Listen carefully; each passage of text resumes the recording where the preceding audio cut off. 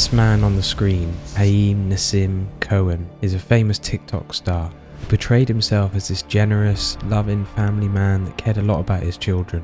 What we later find out is that he is anything but loving, more like disgustingly evil. Strap in, guys, this one's going to be a bumpy one.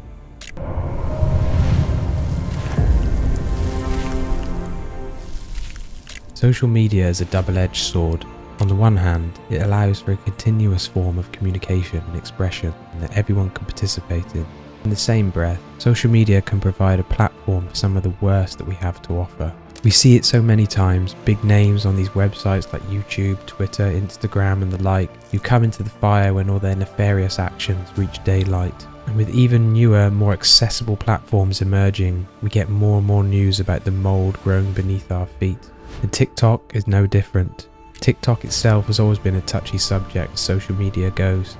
It appeared very explicitly all of a sudden. Some say it's a good way to unwind and kill some time. Some say it's a bad influence on the youth. And some say that the fact that it originates from a country with less than friendly intentions should speak volumes on whether or not we should be opening this app every day. But beyond that, TikTok, like all social media, has its bad eggs. And today's subject is one rotten egg. Family accounts are strewn about on TikTok. It's a cute subject and it provides a level of wholesomeness that just brightens your day and makes you laugh and smile, reminding you of the dynamics of your own family. We see parents posting the accomplishments of their kids, the family's big days out, pranks and everything in between. But this father, or apparent father, would show a wonderful facade of happiness and parenthood with his adopted children expressing how their unique family of adopted siblings live very happily. Cohen's social media presence revolved around his aforementioned family, which he paraded on his TikTok account, making himself famous for adopting orphaned Orthodox Jewish children, specifically the unusual high number of 9 children. His reasoning behind these actions was that while the average family means well, their ways are obscure and sometimes terrifying to these children who have only ever known the Jewish ways. This itself sounds absolutely beautiful. The act of rescuing children and placing them in an environment where they feel at home is a wonderful move, done out of love and concern. And yet, this act of kindness was strewn with darkness. Cohen's veil of benevolence first started to fall when one of his children would guest star on the podcast Blind Skin Beauty. The 17-year-old would go on to describe the many horrors that both they and their siblings would have to endure from Cohen. The child would describe many instances where Cohen had molested both the child in question and many other children under his roof. The child, 17, stated that this has been happening to him since he was 11, indicating that Cohen had been conducting these hideous actions for several years. The 17-year-old would continue to explain his situation and Cohen's wicked role within it, claiming that this issue had been swept under the rug, with child services receiving many reports in the past about these wrongdoings, only to accomplish nothing. As the interview went on, the kid would confirm that this had happened to him since he was adopted and is a frequent occurrence in their household. Upon the release of this podcast, a police investigation would begin around Cohen and his misdeeds, which would result in the discovery of not only confirmation of Cohen's crimes against the children he swore to protect, but the many methods in which he made these innocent children suffer. It was found that the children, all younger than the one who was exposed in this nightmare, all suffered different horrific punishments placed upon them. One child confessed that Cohen would use pepper spray on their eyes if they didn't comply with his sexual requests.